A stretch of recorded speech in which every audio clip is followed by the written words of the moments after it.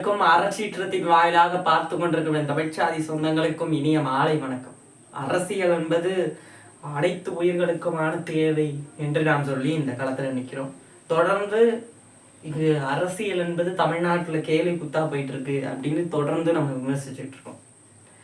இன்றைக்கு பார்க்க போனா பாஜகவுடைய கட்சியில் இருந்த அண்ணன் அண்ணாமலை அவர்கள் விலகியிருந்தார். பாஜகவில் முகம் தெரிந்த ஒரு ஆள்னா அண்ணன் அண்ணாமலை அவர்கள். தமிழ்நாட்டில் அரசியல் கருத்துக்களுக்கு அப்பாற்பட்டு கருத்தியல் 1000 முரண்பாடு இருந்தாலும் ஒரு சிறந்த மனிதர். எதுல? அன்பிலும் பண்பிலும் செய்தியாளர்களை சந்தித்து துணிச்சலாக பேட்டி கொடுக்கக்கூடிய ஆள் அண்ணன் அண்ணாமலை அவர்கள். அவர்கள் பாஜகவிலிருந்து விலகி ஒரு புதிய கட்சியை தொடங்க இருக்கிறதாக இன்று அறிவிச்சிருக்கார். மிகச்சிறந்த விஷயம். தொடக்கத்தில் எந்த கட்சி வந்தாலும் அதை வரவேற்க வேண்டிய கடமை அனைத்து கட்சிகளுக்கும் உண்டு. இந்த நேரத்திலே துணிச்சலும் வீரமும் அன்பும் பண்பும் கொண்டு இந்த களத்திலே புதிய கட்சியாக தொடங்க இருக்கும் அண்ணன் அண்ணாமலை அவர்களுக்கு அன்பும் வாழ்த்துக்களும். அண்ணன் அண்ணாமலை அவர்கள் இன்று லைவ்ல ஒரு இயக்கத்தையும் ஒரு வெப்சைட்டையும் கொடுத்திருந்தார். அதுல அண்ணன் அண்ணாமலை அவர்களை பின்தொடர்ந்து இரவு 7 மணி வரைக்கும் இந்த காணொலி எடுக்கிற வரைக்கும் நிலவரப்படி 7 லட்சம் பேர் மேற்பட்டோர் இணைந்திருக்காங்க. 7 லட்சத்திற்கும் மேற்பட்ட நபர்கள் அந்த கட்சிக்காக இணைந்திருக்கிறார்கள். மிகச்சிறந்த விஷயம். ஏன்னா ஒரு புதிய கட்சி உருவாகுது அப்படிங்கிறப்ப இங்கு உருவாகணும். தமிழ்நாட்டில் போட்டிகள் அதிகமாக உருவாகணும். அப்பதான் மக்களுக்கு தெரியும் எந்த கட்சி நல்ல கட்சி, எது மக்களுக்கு சேவை துடிக்கிற கட்சியா இருக்கு அப்படின்னு. அதனால அண்ணன் அண்ணாமலை அவர்களை பின்தொடர்றவங்க யாரா இருப்பாங்கன்னா அண்ணன் அண்ணாமலை அவர்களை பாஜகவில் பின்தொடர்ந்தவர்கள், அதிமுக திமுகவில் உள்ளவர்கள் தான் அதில் இணைஞ்சிருப்பாங்க. இந்த 7 லட்சத்திற்கும் மேற்பட்டோர் இணைஞ்சிருக்காங்க. ஆனா இதுல முக்கியமா பார்க்க வேண்டிய விஷயம் என்னன்னா, தமிழ்நாட்டுல ஒரு புதிய கட்சி உருவாகுது, அன்பும் வாழ்த்துக்களும். ஆனா இது உருவாக வேண்டிய தேவை ஏன் அப்படின்னா, போட்டிகள் நிறைய உருவானாவா மக்களுக்கு தெரியும் யார் இங்க மக்களோடு நிற்கிறா, யார் எந்த போராட்டத்துல நின்னா, யார் கொள்கை தெளிவோடு நிற்கிறார், யார் கோட்பாட்டோடு நிற்கிறார், யார் கருத்தியலை முன்வைத்து நிற்கிறார், யார் போராட்ட களங்கள்ல நிற்கிறார், யார் மக்கள் அரசியலை பேசுறார், யார் இலவசங்களை ஒழிச்சு உங்களுக்கு பெருமைக்குரிய வாழ்வை தருவதாக பேசுகிறார்கள், யார் இந்த மக்களுக்கு தேவை. திமுக அதிமுக இருந்துச்சு, அதற்கு மாற்று அரசியல் என்று தாவேக்காவை விரும்பி ஆள வச்சிருக்கீங்க. அதற்கு மாற்றாக நாம் தமிழர் கட்சி நிற்குது. இந்த 3 கட்சிக்கு மாற்றாக அதையும் தாண்டி தமிழ்நாட்டில் பல்வேறு கட்சிகள், கூட்டணி கட்சிகள் இருக்கு. விசிகா இருக்கு, கம்யூனிஸ்ட் இருக்கு, இந்திய முஸ்லீம் லீக் கட்சி இருக்கு. இது போன்ற பல கட்சிகள் இருக்கு. மதம் சார்ந்த கட்சிகள் இருக்கு, ஜாதி சார்ந்த கட்சிகளும் இருக்கு. இது போன்று கட்சிகள் தமிழ்நாட்டில் இருக்கு. இதுக்கெல்லாம் மாற்று எந்த கட்சி அப்படிங்கிறத மக்கள் தேர்ந்தெடுக்கணும்னா போட்டிகள் அதிகம் நிலவடும், போட்டிகள் அதிகமாகணும். இத்தனை ஆண்டுகளாக திமுக அதிமுகன்னு ஆண்ட இடத்துல நாம் தமிழர் கட்சி போட்டிக்கு எதிர்கட்சியா நின்றுச்சு. அதற்கு போட்டியாக தனித்து போட்டிட்டுச்சு. இதற்கெல்லாம் போட்டியாக தமிழக வெற்றி கழகம் வந்துச்சு. விமர்சிப்போம், கருத்தியல் ரீதியா விமர்சிக்கிறோம், கேள்வி கேட்கிறோம். ஆனா புதிதாக வந்த கட்சி தாவேக்கா. அது வென்றது என்பது திரை கவர்ச்சிங்கிறோம். அத்தனை முரண்பாடுகள் இருக்கு. திரை கவர்ச்சியால வென்றாரு, பிரச்சாரம் பண்ணாம வென்றாரு, செய்தியாளர்களை சந்திக்காம வென்றார். அது ஒரு பக்கம் இருந்தாலும் இன்று அண்ணன் அண்ணாமலை அவர்கள் தொடங்கியது கட்சி இணையறதெல்லாம் எல்லாருக்கும் தெரிஞ்சிருக்கும். ஆனா லைவ்ல என்ன சொன்னார் அப்படின்னு பாத்தீங்கன்னா, அண்ணன் அண்ணாமலை அவர்கள் பெரியப்பா சிதம்பரம் சீமானவர்கள் சொன்ன கருத்தை தான் அவர் சொல்றார். நம்ம ஆட்சியில மாற்றோம், ஆட்சியாளரை மாற்றாதீங்க, ஆட்சி முறையை மாத்துங்க, அமைப்பை மாத்துங்க, அடிப்படையை மாத்தணும் அப்படின்னு நம்ம சொல்றோம்.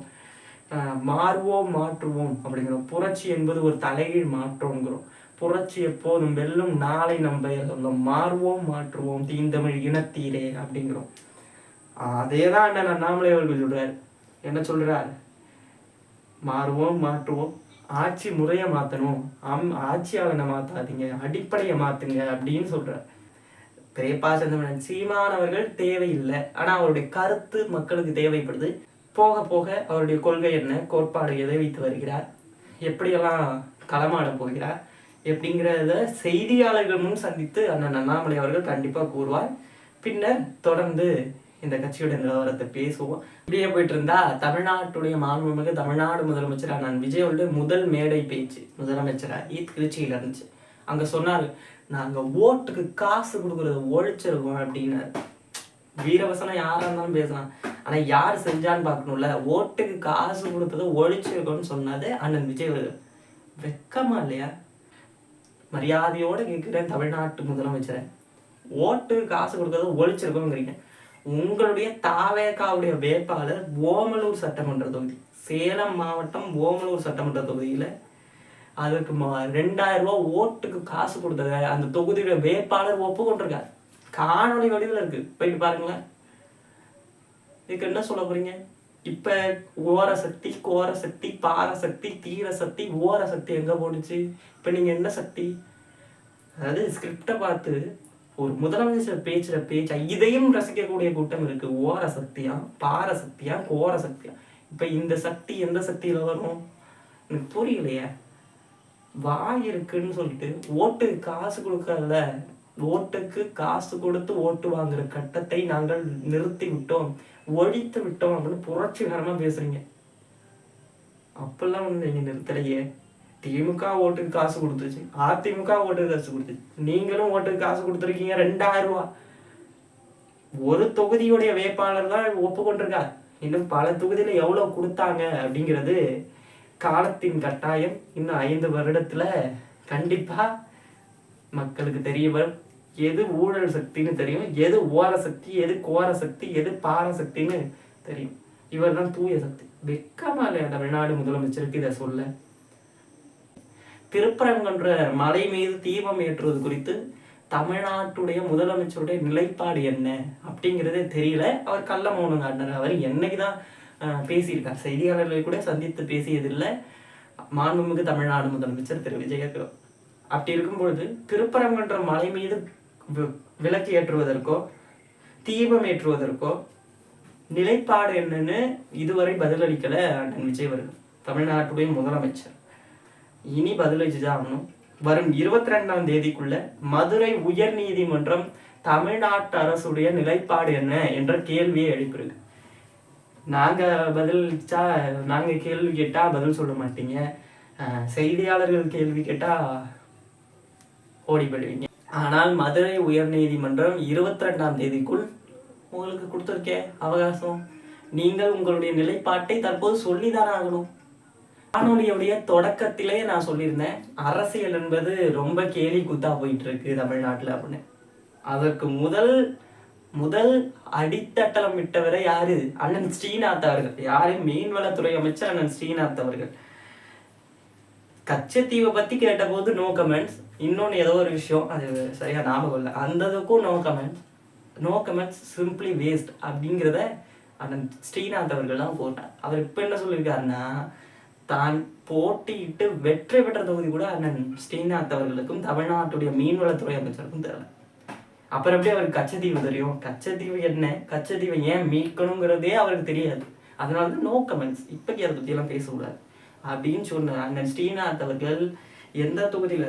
தூத்துக்குடி தொகுதியில வெற்றி பெற்றிருந்தார். ஆனா எங்க பிரச்சாரம் மேற்கொள்றாரு தெரியுமா? நன்றி தெரிவிச்சு திருச்செந்தூர் தொகுதியில ஒரு பகுதியான புன்னக்காயநல்லூர், அந்த வாய் வேற வரமாட்டேது, புன்னக்காயநல்லூர் அப்படிங்கிற ஏதோ ஒரு ஊர்ல பிரச்சாரம் பண்ற. நீங்க வென்றது தூத்துக்குடியில, பண்றது திருச்செந்தூர்ல. இதுவே நோ கமெண்ட்ஸ், இதுவே உங்களுக்கு தெரியல, அப்புறம் எப்படி கச்சத்தீவு தெரியும்? இவர் தான் தமிழ்நாட்டுடைய மீன்வளத்துறை அமைச்சர். அவ பாத்துங்க. அண்ணன் சாட்டைதொரு தேர்தலுக்கு முன்பு சொன்னதுதான், ஒரிஜினல் விளையாட்டுத்துறை அமைச்சர், நிர்மல்குமார் பள்ளிக்கல்வித்துறை அமைச்சர். அப்ப பாத்துக்கோங்க நாடு எப்படி இருக்கும் அப்படின்னு. சத்தியமா இது உண்மை. தான் வெற்றி பெற்ற தொகுதி கூட தெரியாத ஒரு அரசியல் முதிர்ச்சியற்ற ஒரு ஆட்களெல்லாம் ஆட்சியாள வச்சிருக்கீங்க. எதற்காக? அண்ணன் வந்தா நல்லது செய்வாங்க. என்ன நல்லது செய்வார்னு 6 மாசம் ஹனிமூன் போனது பிறகு பார்ப்போம். நன்றி.